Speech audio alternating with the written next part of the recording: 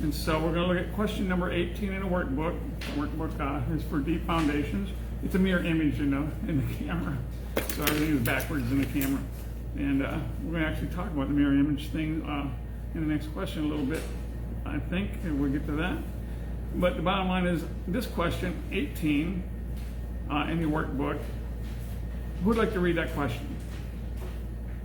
Was the children of Israel slaves in Egypt for 430 years, or 400 years, or less than 150 years? Okay, that's the question. So the answer is found in the book, The Foundations, in multiple locations. Well, in chapter 6, I believe it is, and it's mentioned also in the first chapter where we're at right now.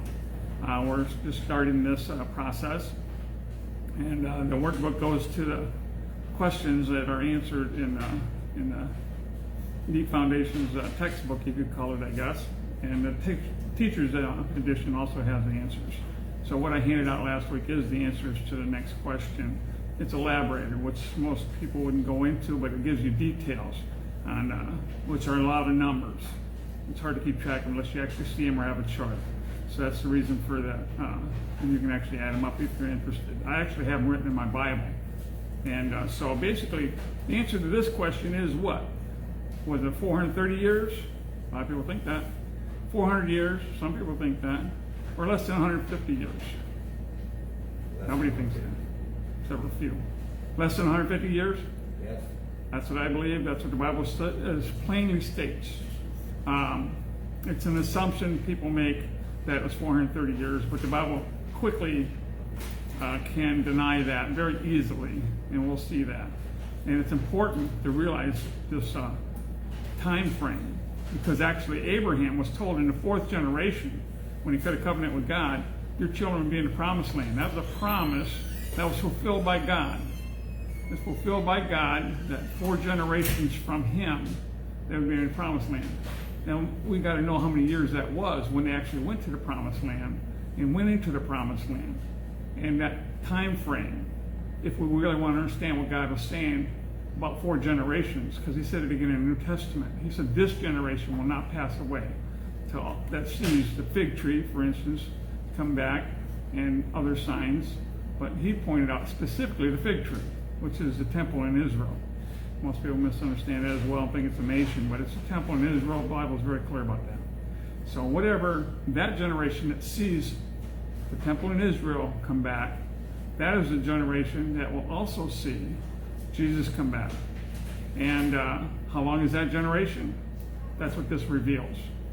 Some people think it's 40 years. Some people think it's 7 years or less, maybe. We're going to see if it's anything near that, or a prophetic generation is much longer than that, as we'll see. So let's take a look at, God has a calendar that proves these things. Let's start with Genesis 5, 1 through 3. The dating in Genesis is calculated right on through the whole book. And it starts here, and the Jewish people actually still use this calendar today. We're a couple hundred years from the year 6000, according to their calendar, a little over a couple hundred years. And so we're going to look at, and we discussed that in earlier classes we did on this, about what season we're in now. And so let's look at the start with, on this calendar in Genesis 5, 1 through 3. Who would like to read that? This is the written account of Adam's line. When God created man, he created him in the likeness of God. He created them, male and female, and blessed them. And when they were created, he called them man. When Adam had lived 130 years, he had a son in his own likeness and his own image. Okay, does it say his name there, Seth? And he named him Seth. Okay. So there's a key number here. How old was Adam when he had Seth? He was 130 years old. So Adam's creation was 130 years before Seth was born. That's where God's calendar starts, at the creation of Adam. It starts at 0, basically, and then you got 0 to 1, 2, 3, up to 130 when Seth is born. Seth was not the firstborn. Cain and Abel were both before Seth. Seth actually replaced Abel, who Cain slew. So they're old enough to kill and do different things. So they had lived quite a while before Seth was born. And so Seth was born, and this is year 130 since the creation of Adam. That's where God's calendar starts in Genesis there.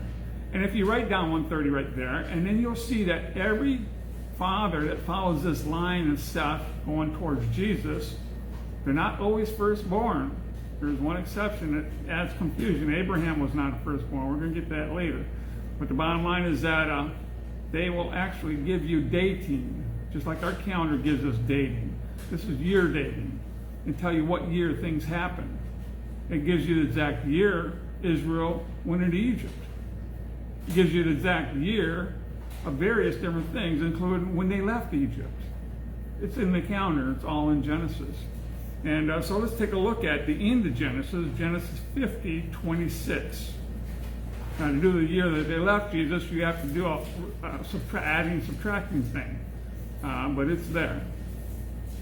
Because the calendar actually stops here with the dating factors. Now, there's numbers that go beyond this, such as 130 years is a significant number. And we're going to talk about that in the next question. But this Genesis 50:26 is where that dating on the calendar ends. It goes from the beginning of Genesis, Genesis 5 to Genesis 50. And let's go ahead and read this, Genesis 50:26. So Joseph died, being 110 years old. So Joseph, oh sorry, go ahead. And then bound him, and he was put in the coffin in Egypt. Okay, so Joseph was how old? Joseph was 110. He was 110 years old. And we know the year because we added it up before that. So when Joseph went into Egypt, how old he was and different things. And here he is, did you say 10? Yeah. And 110 years after he was born, he died. And, you know, they were actually taking care of him. And as a matter of fact, he was in Egypt, and Israel was in Egypt for quite some time by that time, and they had the best of Egypt. So they weren't slaves. They were in Egypt. They were rulers in Egypt. Joseph was second in command until he died. And because of that, his people had the best of the land. And the Pharaoh, who was only one above Joseph, gave them that when they came to Egypt. So they weren't slaves when they came to Egypt, nor were they slaves at least half the time that they spent in Egypt. Actually, I think a little more than half, but roughly half the time they spent in Egypt, they had the best of everything. So we're going to get into that as well in a little bit. There's roughly 215 years after Abraham to Israel going to Egypt. And that's right in the middle of the 430-year span that we're going to talk about. So let's take a look at Genesis 12, 1 through 4.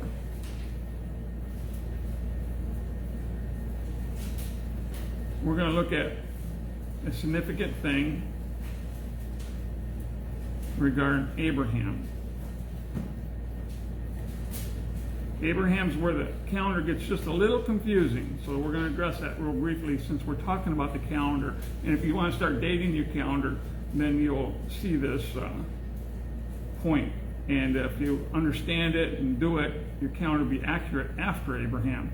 If not, it'll be roughly 60 years off. Let's go ahead and read Genesis 12, 1 through 4. Now the Lord had said unto Abram, Get thee out of thy country, and from thy kindred, and from thy father's house, unto the land that I will show thee. And I will make of thee a great nation, and I will bless thee, and make thy name great, and thou shalt be a blessing. And I will bless them that bless thee, and curse them that curseth thee. And in thee shall all the families of the earth be blessed. So Abram departed as the Lord had spoken unto him, and Lot went with him.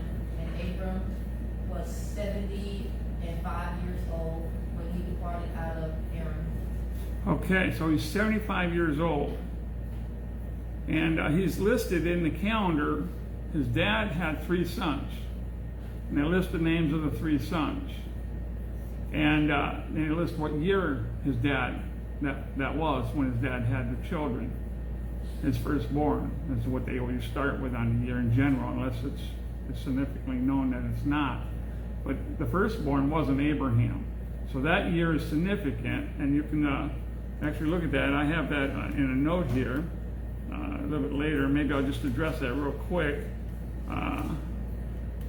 That Abraham's father was, if I can get to it quickly here. I got it highlighted. Let's do some other stuff.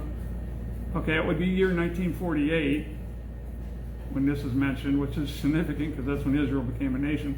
But it's 1948 years since Adam. 48 years. Yeah, it's 1948. That's not when Abraham was born. That's when his older brother was born. Abraham was actually born in 2008. 2008 years after Adam, according to the calendar. The reason why we know that is because we know how old Abraham was. He was 75 years old when he went to the Promised Land. He's coming out of Haran, but he wasn't born in Haran. He didn't live in Haran very long. He lived in Ur of the Chaldees. And he was in Ur of the Chaldees when he was called to go to the Promised Land.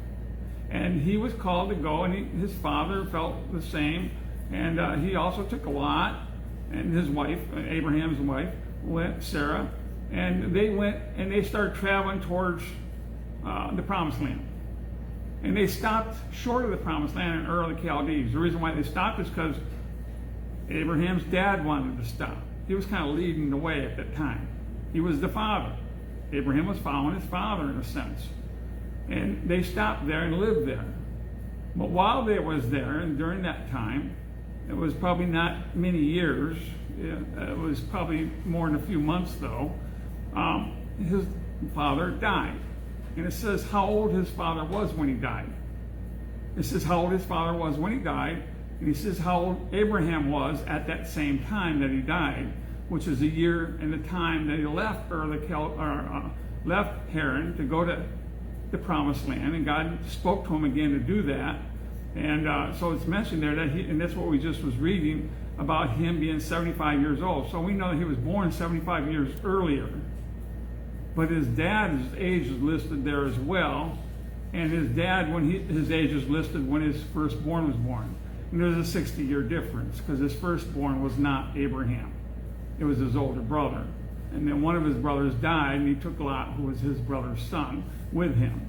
And so basically, there's that little bit of thing going that you got to be aware of, that actually, according to his age that he was, and the age of his father when he died, you subtract the 75 years, and you realize that's the year 2008, and it's 60 years from 1948, which is the year that he's first mentioned having children. So that's a little key to understanding the Genesis calendar. That's the most complicated key in the whole thing, but it's an important one to realize. And so these dates actually set you straight again, that when you can continue to mark from that point, from 2008, when he was born, the times of his children, and going to Egypt, and Jacob, going to Egypt, and different things. So, is there any questions on that? Okay, so that's basically the calendar that's found in Genesis. We can see that if we look at that calendar, they went into Egypt. Let's take a look at that real quick. Genesis 47, 7 through 9. Continue with the correct calendar and year dating. I have a Bible at home that I did this many years ago with. And so basically, every time I go to the page, I know what year it was. And Genesis 47, 7 through 9. I did that probably 20 years ago. Let's see what it says here in Genesis 47, 7 through 9. Jacob replied, I have traveled this earth for 130 hard years.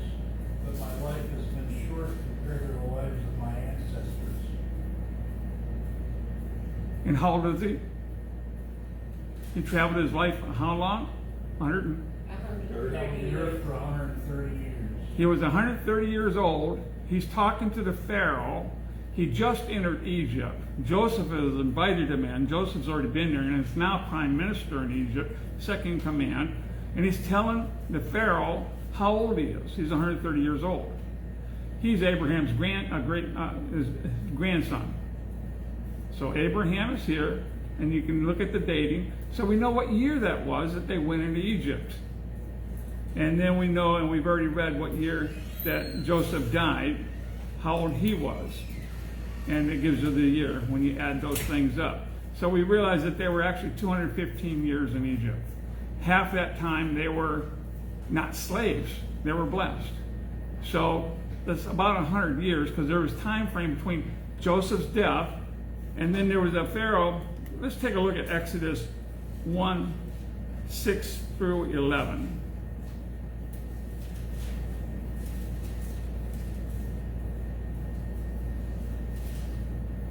Exodus 1, 6 through 11. And Joseph died, and all his brethren, and all that generation. And the children of Israel were fruitful, and increased abundantly, and multiplied and waxed exceedingly mighty, and the land was filled with them. Now there rose up a new king over Egypt, which knew not Joseph. And he said unto his people, Behold, the people of the children of Israel are more and mightier than we. What said, go to it? 11. Oh, come on, let us deal wisely with them, lest they multiply.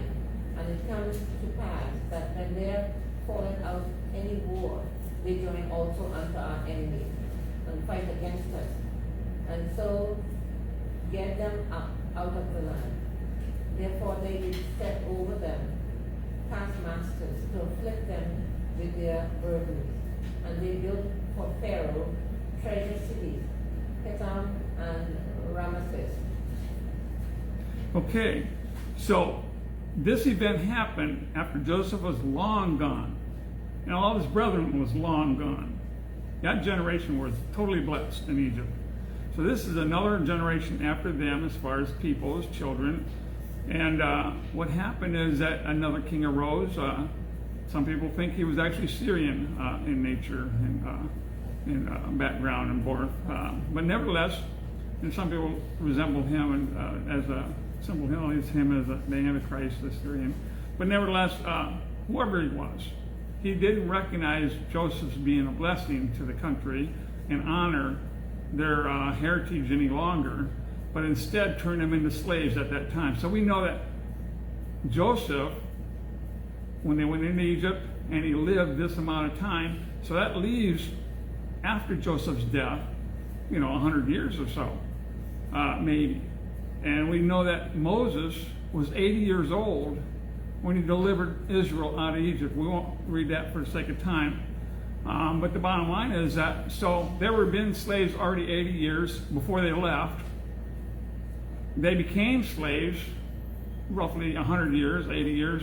I forgot the exact number right off the top of my head. I have it written down here, but it's not really that important. Roughly the same amount of time was they were blessed. And so there's a little gap in the middle.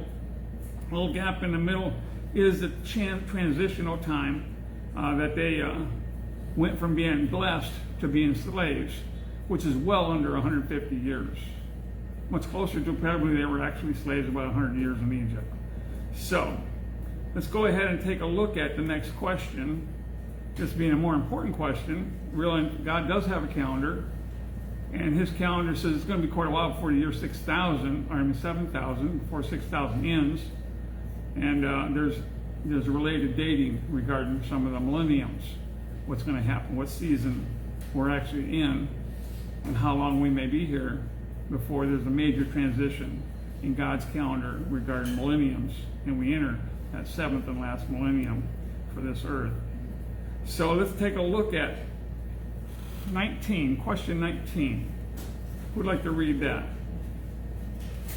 How many years does the Bible say there was between Abraham's covenant with God and Moses receiving the Ten Commandments? And how many years was that?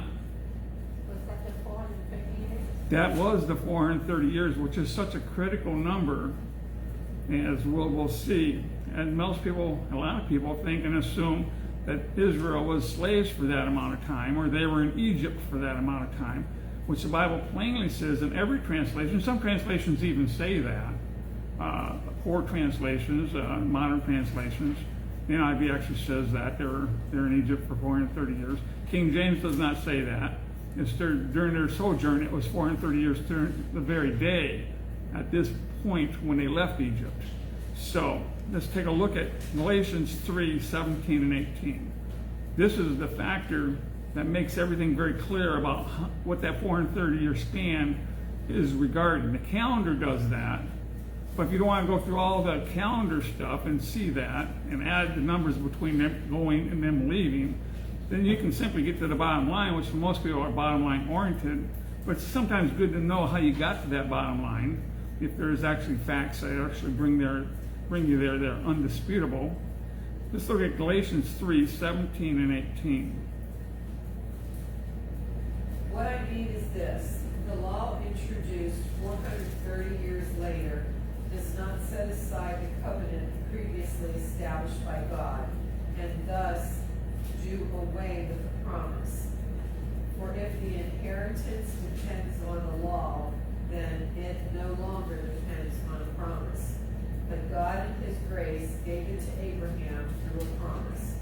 So the promise here is talking about Abraham promise, the covenant. Very special time in the Bible. And it's a 2-day event. It happened overnight, and their time frame changes from one day to the next day, sundown. So bottom line is it started before sundown, ended after sundown. And it's a 2-day event. And it started right there, this 430-year time frame. One of the key things that were mentioned at that covenant, at that time, was the 4th generation. Your children are going to be in the promised land.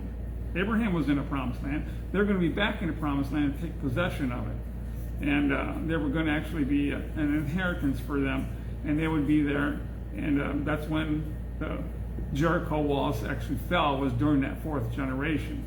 If you see the calendar, you'll find out that it's actually 10 years before that 4th generation ended, which is very significant because it shows in this situation, which I have a whole chapter, part of a chapter dedicated to that, chapter 6, how God's free will, a man's free will and God's sovereignty all work together. His prophecies are solid, but they're big enough to hold your free will and my free will, whether we participate or not. That's the reason why it was 430 years to the very day, it says. It means the day of the Exodus was the same as the day of this covenant, 430 years earlier. We'll see that it's in Exodus. We won't go there right yet because I don't have it right in front of me. But bottom line is, it's very easy to find and see. It's in, maybe I'll see it right here. We can look it up while I describe it.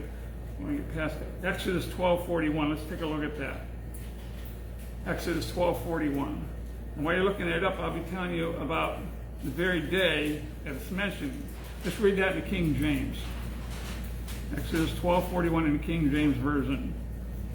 It's the most accurate in this, and there's a few others like MEV is very accurate as well as the modern translations go, but many of them are not. So let's read that in the King James, the accurate translation, what it says there. And what it's referring to is this is the very day, it's a 2-day event.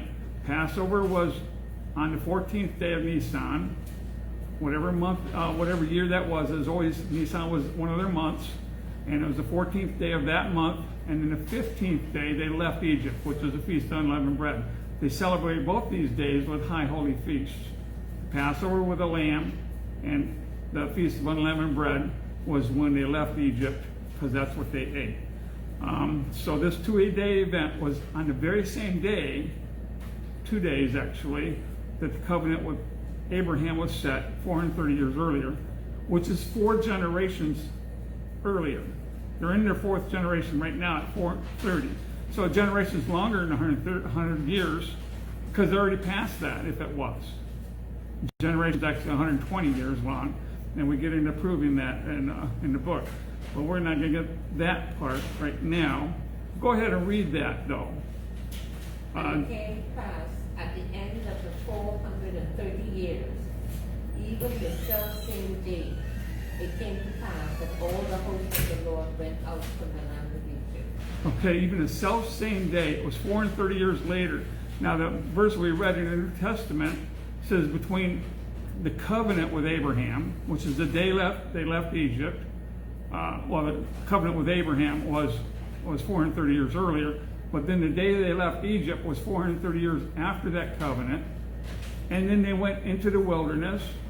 And that same year that Moses went up on the Mount Sinai and got the Ten Commandments, and that's what we're referring to there as the law, does not nullify the covenant, which is 430 years earlier.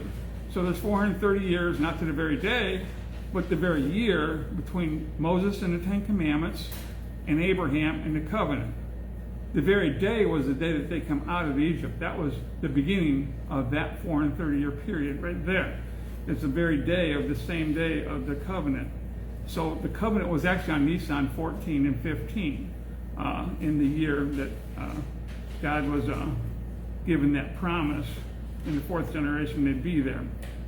So a lot of things happened between Abraham actually going into the promised land when he was 75 years old and the covenant. Let's go ahead and just read that in Genesis 12, 1 through 4.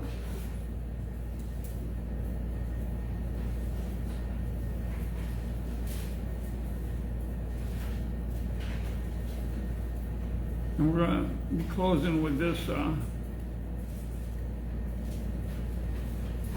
subject matter. Genesis 12, 1 through 4. Yes. Now the Lord had said unto Abram, Get thee out of thy country, and from thy kindred, and from thy father's house, unto a land that I will show thee. And I will make of thee a great nation, and I will bless thee, and make thy name great, and thou shalt be a blessing. And I will bless them that bless thee, and curse him that curseth thee. And in thee shall all families of the earth be blessed. So Abram departed as the Lord had spoken unto him. And Lot went with him. And Abram was 75 years old when he departed out of Haran. So that's when he's coming into the promised land. He's 75 years old. I believe this is around his birthday, actually. In the beginning, he just turned 75. And the reasons why I believe that, and whether it's a year different, doesn't really matter when it comes to these numbers. But to me, it's just the way God works. And I believe that, he's very precision-like in a lot of these things. And there was those things that happened towards the end of his 75th year. And we'll read that in Genesis 15, 18. Let's go ahead and turn there. Between Genesis 12 and Genesis 15, a lot happened. And we're going to get into that in just a little bit. Genesis 15, 18, though, let's read that. Because this is a promise.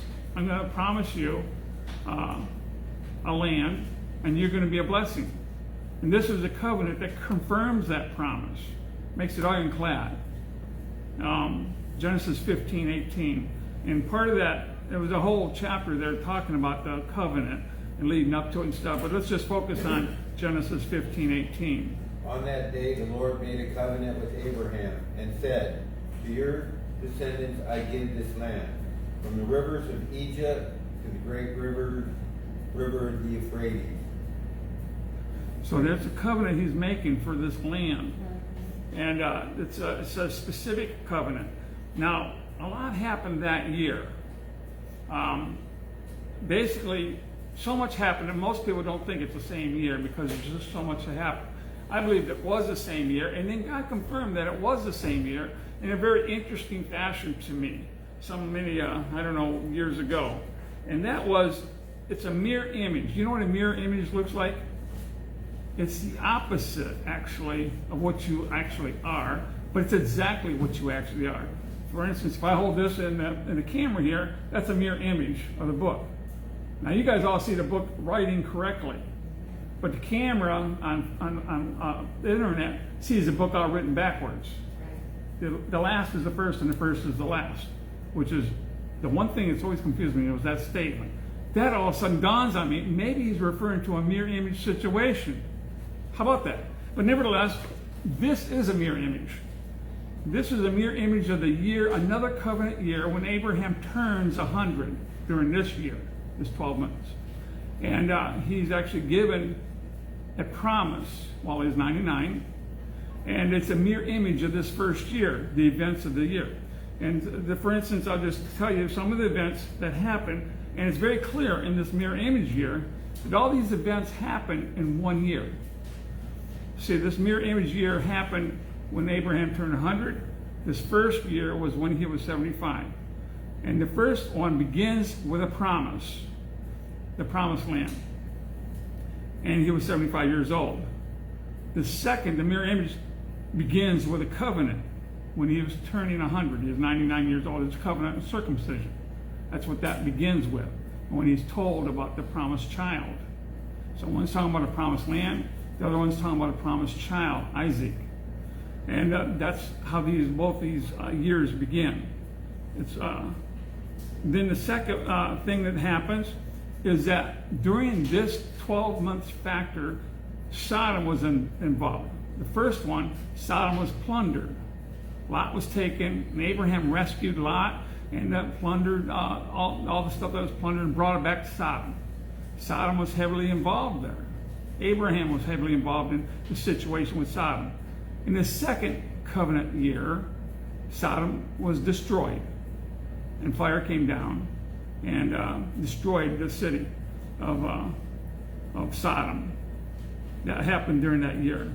In the first covenant year, God had to rescue Sarah from a foreign king because they went to Egypt for a while because of the famine during that year. It's recorded event by event. And Abraham wanted to say that this is my sister, which she was, and it was his sister, but it was also his wife. And so it was okay back then, and that was not a problem.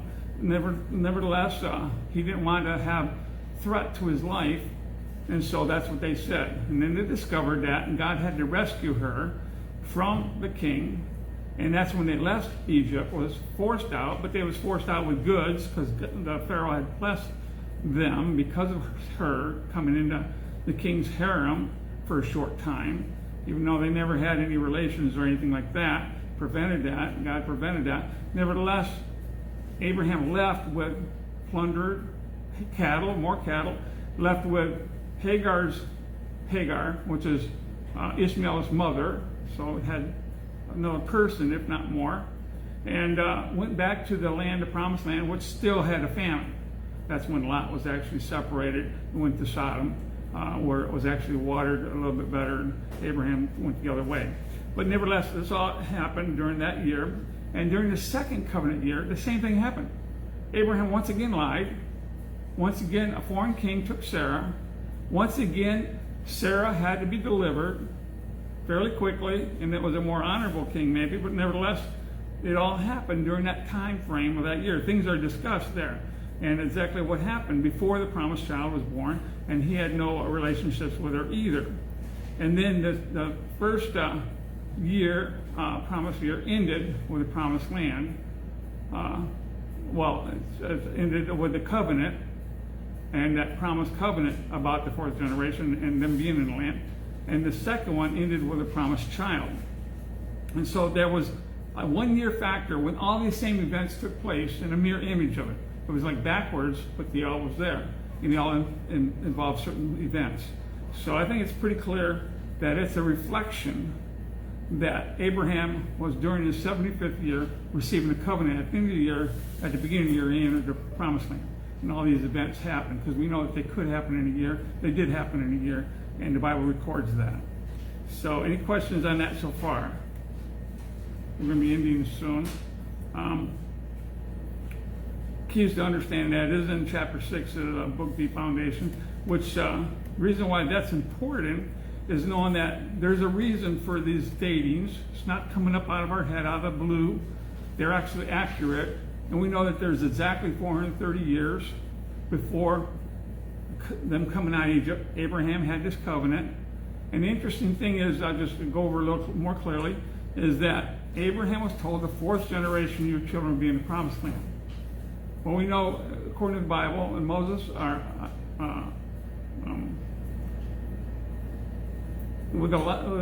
actually have a tell you regarding that.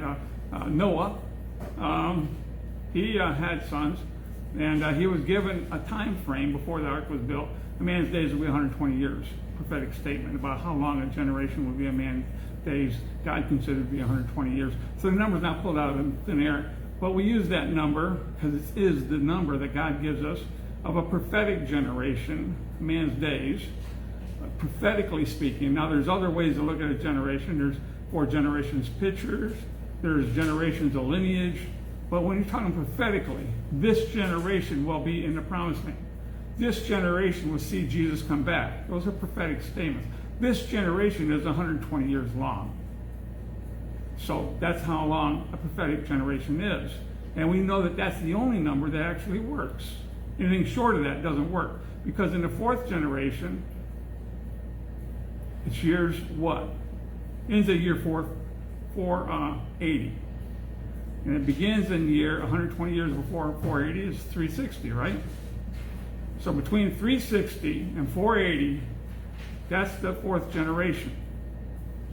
And in the middle of that is 430. And towards the end of the middle. Quite a bit towards the end of the middle. And that's the year they're coming out of Egypt. 430 years since this promise was given. That is the fourth generation. And they could have been in the promised land. But their free will said no. We're not going in that promised land. We don't trust God. We know it's a great place, great fruit, but we're not going in because there's great big people there. And we'll just be beat up. And so they decided of their own free will not to participate in God's plan. God's plan is big enough for that. That shows his sovereign plan is big enough for us and our free will to participate or not. So they decided not to go into the promised land. We know that they wandered for a total of 40 years in the wilderness. That whole generation died off till their children that were born to these slaves realized we're not going to make that same mistake. They learned from their history of their parents that's a bad call. We don't want to go in this wilderness circles no more. We will go and follow God into the promised land when we're able to. And 40 years later, they were at the door again. And Joshua says, we're going to the promised land. We're going over the river Jordan. You with me or against me? You with me? You're going to go in, you're going to stay and go somewhere else. They were with it. They made a free will choice to say, we're going to fulfill God's plan. What year was this? 40 years after 430. What number does that give us? At 430 to 40 is 470, right? So this is 470 years after the promise of the fourth generation. How many years are left before the end? 10. This is 10 years before the end of that fourth generation. It's during this time frame that they made a free will choice that they could have made 40 years earlier and still fulfilled God's plans, but their choices were negative, saying, I don't participate. And they did not. They suffered for it, and they died in the wilderness. Their children said, I will participate. God says, my plan is big enough to include you, so come on in, let's go for it. And then the Jordan dried up when they're ready to cross it from the city of Adam to where they was. The people in the promised land started melting away, thinking, wow, this is a real God we're facing. And they crossed on dry ground again, like the Red Sea. This time as the river Jordan went into that flood stage. And they crossed over into the promised land. This is year 470, 10 years before the end of the prophetic fourth generation would end. That's what God usually does. He doesn't do it early, but he gives us opportunities. He looks at us. You want to participate? We don't have to be here this long. But we can be if you want to. Or we can have a much better situation if you participate with my plans and suffer a whole lot less. It's our choice whether we suffer or we don't suffer. And we are blessed and we receive inheritances and victories from God over the situations. And one of the first places they went was where? Jericho. And what did God tell you? Just walk around this place for a few days. Well, what's that going to do? Well, just follow God. And they did that. And then on the day that they said they would actually go into Jericho, which was an impenetrable city. The walls of Jericho, they said if you rolled them over, they'd actually be taller than they were when they were standing on their sides. They rode chariots on the walls. Nobody's knocking down those walls in general. The gates were well guarded and very strong. It was pretty much a very impenetrable city. But with God's hand, those walls were crushed straight down. The people in Jericho freaked out. And the Israelites walked into Jericho, just like they walked across dry ground, because God was with them. They was with God. They was following God's plan. They weren't ahead of God. They weren't behind God. They were with God. Our key to figure out, what is God's plan for us? Are we behind it? Are we ahead of it? Maybe it's time to wait for a while. Abraham had to wait a long time for Isaac. He didn't wait very well. That's why he had Ishmael. He started doing works of the flesh to produce an heir. But that didn't produce very much blessings in the long run. But the bottom line is, God's promise will be fulfilled, and it was fulfilled in Isaac. That waiting game sometimes is the hardest thing to do. Or maybe you got a very intensely busy year. And during that intensely busy year when Abraham was 75, it constantly said how many sacrifices, altars he made constantly to God. He was in full making time for God in spite of how busy he was and how active it was. And I've seen both. I've seen very busy times when it just seems like things are going and rolling fast and wow, time is just no problem. It's just happening. And other times when it just seems like it's never going to happen. I don't know what's taking so long. So both of these kind of tests come our way. But God will let us respond according to our free will. Do we respond well? That's what we're going to be judged on at Judgment Day. So bottom line is, they went into Israel. They had 10 years left is all. Into the fourth generation. And to fulfill God's plan. Jericho fell under God's power. And they started inheriting, taking their promise. The promised land is not heaven, by the way. It's victory.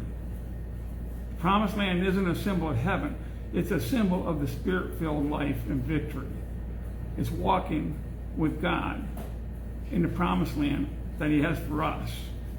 Now he's making for us a kingdom is already there, but he's making for us a place in his kingdom with castles that we each have one personal, and it's going to be our dwelling place forever in his capital city. That is the real promised land, in a sense, if you look at paradise. But the promised land that often is referred to here is a promised land of victory in this life until we get to that resting place that we'll be going to when he comes back or when we go to see him. And we'll see that we're not in that last generation yet. When that last generation starts, we have a 120-year time frame, which God often waits. And he's even told parables about virgins that were impatient, weren't prepared to wait, and therefore missed it. But so God often waits till the boat's ready to sink, and then he stops the waves and stops all the action. So God usually doesn't rush things. He's perfect in his timing. But his timing usually has a lot of preparation for it. And then finally, all of a sudden, at the perfect time, everything happens and God responds like he said he would. So the last generation hasn't even started yet, according to the Bible. I think that's very clear. Temple's not back yet. I think that's what Jesus was definitely pointing out regarding the beginning of that last generation. That last generation can last 120 years after the temple is established and actually has life in it. 120 years later, before Jesus comes back. Somewhere towards the end, during that generation. Could be 10 years before the 120 years factored like it was here. 110 years after the temple has life in it. And priests making sacrifices and stuff. Fact is, even in the calendar that we just looked at, there's more than 200 years from today before that millennium starts. When he comes back, he starts a new millennium, the seventh millennium. It's symbolized by the rest day when he spent it with his creation. So we should be planning for something besides the rapture, which people are so excited about thinking, I'm getting out of here. Maybe we should be thinking about what God's plan is, which is revival. That's what God's plan is. Finding out what the truth is in the Bible, living by the truth, sharing the truth, and then the revival, praying for revival, praising God and singing songs of revival, having a mindset that this is not the end as most people think of the world. God has plans. His plans are for revival. One of the greatest revivals in history is ahead of us. We're probably not the generation that sees it, because I think we're more like the generation of the slaves than the kids of the slaves. But the bottom line is, it will come. It has a 200-year period to which it can get here, according to the calendar in Genesis, which the Jewish people still use today. But the bottom line is, before that millennium starts. So it could be 50 years from now, it could be 100 years from now before this revival breaks out. This revival will happen. It could be in our lifetime. It's really up to us. God's waiting on us. Are we going to the promised land of revival or not? Well, okay. The next generation, physically speaking, will. It's still during this time frame in this calendar. And the last generation hasn't even started yet. But when we start talking about it and realizing we have missed the Bible in so many places, and that's what the book is all about, Deep Foundation, showing us how to line up with the Bible, with our thinking in every area, prophetically speaking. Even with the simple things like how long Jesus was in the tomb. He was in the tomb 3 days and 3 nights, therefore he died on Preparation Day, which is Wednesday, not Friday, but everybody's talking about Friday. So if we can't even get that right, we aren't close to revival. We aren't close to walking in the truth yet. But Jesus prayed we'd be unified in truth. And his prayer hasn't been answered yet. John 17 says it will be answered. That's his prayer, and all his prayers get answered. It's just a matter of time. Just like the Israelites going into the promised land. It was just a matter of time. We knew what time frame would be. We just didn't know which generation of people that would be. The same thing today. The revival's coming. We just don't know who's going to participate in it. Small revivals are happening now. But when it becomes a great awakening, it'll affect the whole world. Majorly, according to the Bible. It'll be a light that can't be denied. It'll be where the Bible actually starts getting respect. As we talked about previously, the Bible's getting disrespected more and more every 10 years. Unless people actually believe it, because nobody's actually preaching the Bible. They're preaching the theology, which is based on their religion, which is not according to the Bible. And people they can add to 3. Things don't add up. So they just figure, well, that's your superstition, that's your opinion. Men wrote the Bible. Well, men wrote some of these translations, and they were wrong. We proved that. But the actual Bible is correct. It's very detailed. And it has a lot of information on where we are today, where we're going, according to God's plans, and whether or not we want to participate is our choice. But finding out what God's plan is, that's the key. So is there any questions on that? We're already late. Then we're going to have to close in prayer. Thank you for each coming. God bless you.